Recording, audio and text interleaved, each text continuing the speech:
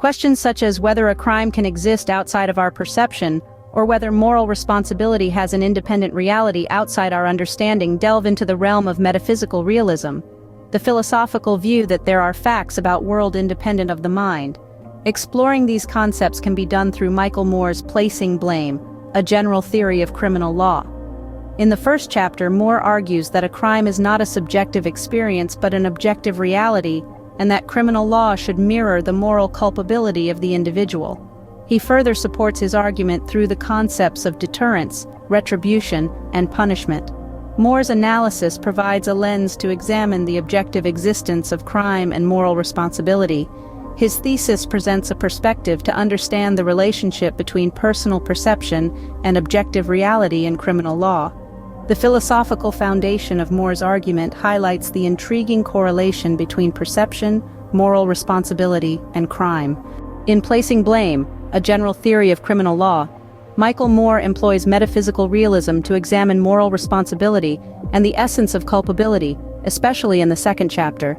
In Reality and Morality, Moore argues for objective moral standards, independent of individual perspectives or societal norms, a position stemming from his belief in metaphysical realism, which asserts the existence of mind-independent moral truths. He challenges the idea that moral properties such as culpability can be reduced to natural or physical properties.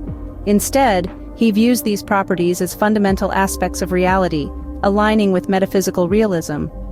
Furthermore, Moore contends that moral facts exist independently of human perception, thus encapsulating truths that persist regardless of our awareness or beliefs. The chapter culminates with Moore's theory of criminal law, where he attempts to establish universally valid principles of moral responsibility and culpability. This indirectly validates the objective reality of moral norms and reflects his metaphysical realism. In conclusion, Moore integrates metaphysical realism into his examination of criminal law, portraying moral responsibility and culpability as objective facets of reality. This lays the foundation for our forthcoming exploration into Moore's theory of criminal law. Placing Blame, a general theory of the criminal law, Michael Moore's book, features a compelling third chapter that offers a deep dive into the theories and practices of criminal law. The philosophical exploration is brought to life through the lens of metaphysical realism, as Moore illuminates complex concepts with ease. Today, we dissect this chapter, unravel its key points, and comprehend Moore's perspectives. In the fourth chapter, Moore meticulously unravels his argument's complex facets, presenting a detailed analysis of Placing Blame, a general theory of criminal law. He clarifies key terms and outlines the philosophical and legal background, constructing a framework for his holistic theory of criminal law. This chapter is crucial for comprehending Moore's perspective, providing a deep understanding of his views on criminal law. The narration proceeds with an in-depth analysis of the fifth chapter in Placing Blame, a general theory of criminal by Michael Moore. This chapter delves into the complexity of blame, fractionating it into three main components: act, intent, and circumstances. Moore argues that these elements are key to understanding blame within the legal system. His examination provides valuable insights into the interplay of these elements that shape our perception of blame. In the forthcoming section, Moore probes the idea of moral responsibility and culpability, primarily in the sixth chapter of his influential work, Placing Blame, a general theory of criminal law. This chapter illustrates his viewpoint that moral responsibility is an objective fact rather than a subjective perception, using relevant case laws and comparative legal systems as evidence. Moore reasons that this moral responsibility is woven into law's fabric, independent of individual or societal perspectives. His stance on metaphysical realism underpins his theory of culpability. He expands on this concept, connecting it with legal principles like justice, fairness, and proportionality. His in-depth understanding and rigorous analysis of these intricate concepts shape his theory of culpability. The fifth chapter explores the justification of blame, with Moore investigating various punishment theories. He asserts these theories must correspond with the objective moral facts that, in his view, exist independently of human perception. The seventh chapter offers an in-depth analysis of Moore's perspective on criminal law. Here, he meticulously examines the intertwining of the law's retributive and utilitarian functions, forming the foundation of criminal justice. Moore deliberates proportionate punishment, maintaining that the punishment severity should match the crime gravity. This chapter discloses Moore's insightful understanding of criminal law's complexities, inviting readers to ponder the ethical and moral aspects of blame allocation. Moore dives into an extensive review of the 8th chapter of his book, Placing Blame, A General Theory of Criminal Law. He explores the limits of blame and presents the complex idea of excusing conditions. The chapter discusses how specific situations can reduce or eliminate blame. Moore emphasizes an important aspect of his methodical approach to understand blame within the law, indicating that blame dynamics change according to given circumstances. A thorough evaluation of this chapter reveals the importance of context in assigning blame in the legal system. In our detailed examination of Chapter 9 of Placing Blame, A General Theory of Criminal Law, authored by Michael Moore, we explore the connection between mistakes, ignorance, and strict liability. Moore illustrates the complex relationship these elements share with blame.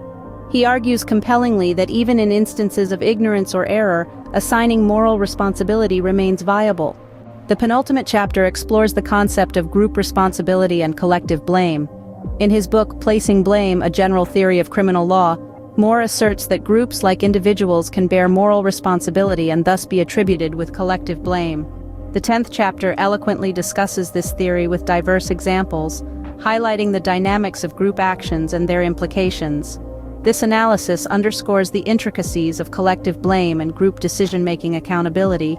Diving into the 11th chapter of Placing Blame, A General Theory of Criminal Law by Michael Moore, we uncover the endgame. In this chapter, Moore delves into the potential implications and applications of his theory, suggesting a revolution in the field of criminal law with a judicious and equitable framework. He robustly breaks down his thesis, presenting compelling arguments and insightful perspectives, leaving no stone unturned. To summarize, Placing Blame, A General Theory of Criminal Law by Michael Moore, thoroughly examines blame and moral responsibility within criminal law. The 12th chapter stands out, as Moore skillfully navigates blame's intricacies in this context. He proposes objective moral facts and a systematic approach to attributing blame, his argument rooted in metaphysical realism, which posits that these moral facts exist separately from our perceptions, thereby shaping our blame understanding. The chapter distinctively breaks down blame into subjective, personal and emotional, and objective, impersonal and fact-based. Moore establishes a philosophical base with this distinction and emphasizes that objective blame should drive criminal law judgments, thereby eliminating personal biases and feelings. He insists this is integral for a fair legal system. Essentially, scrutinizing the 12th chapter offers a clear insight into Moore's sophisticated and persuasive theory of criminal law, advocating for laws grounded in objective moral truths. Voiceover. Venturing into philosophical discourse, we discover Moore's metaphysical realism's influence extends beyond the confines of a courtroom. It impacts various philosophical dialogues, shaping our understanding of morality, ethics, and human behavior. Firstly, in ethical theory, Moore's defense of metaphysical realism forms a robust foundation for moral realism, while posing a powerful counter-argument to moral anti-realism and subjectivism. It challenges these viewpoints, significantly contributing to the ongoing refinement of ethical theories. Next, in legal philosophy, Moore's metaphysical realism plays a crucial role, particularly in the 13th chapter of Placing Blame, A General Theory of Criminal Law, titled The Metaphysics of Causation and the Causation of Crime. It shapes discussions on legal blame, punishment, and the principles of our criminal justice systems. Moore explores causation, implying that individuals' intentional actions leading to harm should be held accountable.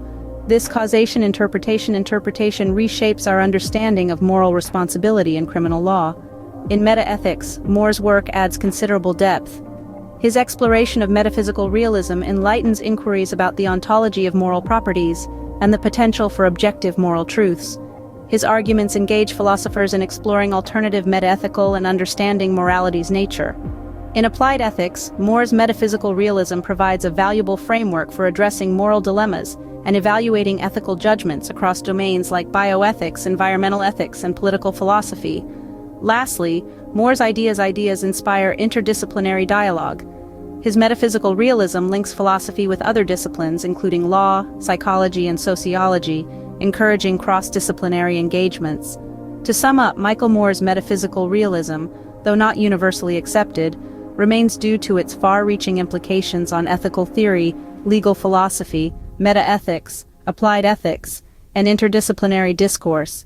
It continues to shape contemporary understandings of morality and moral responsibility, as evident in his work on criminal law, particularly in Placing Blame, a General Theory of Criminal. Voiceover. More's metaphysical realism is influential but not without dissenters who challenge its philosophical core. This is highlighted in the 14th chapter of Placing Blame, a General Theory of Criminal, by Michael Moore. To begin with, epistemological challenges. Critics dispute our ability to access or comprehend the objective moral facts refers to. Moore's book examines the correlation between law and morality, addressing these concerns. Next, moral skepticism. Some philosophers negate the notion of objective moral facts. Moore tackles this issue of moral skepticism from a legal viewpoint. Then, reductionist objections. Critics express doubts about Moore's refusal to condense moral properties into natural or physical ones. Moore's chapter evaluates the socio-psychological roots of criminal acts in this context. Furthermore, cultural relativism. Critics argue that Moore doesn't adequately consider cultural diversity and moral pluralism. In Placing Blame, Moore assesses the intricacies of moral discourse across a variety of ethical perspectives. Lastly, practical implications. Critics query the real-world impact of Moore's metaphysical realism on legal theory and social policy, specifically in pluralistic societies. The 14th chapter of Moore's book delves into these practical implications. These critiques, while challenging Moore's metaphysical realism, enrich the discourse in philosophy and legal theory by incorporating insights from Moore's legal treatise.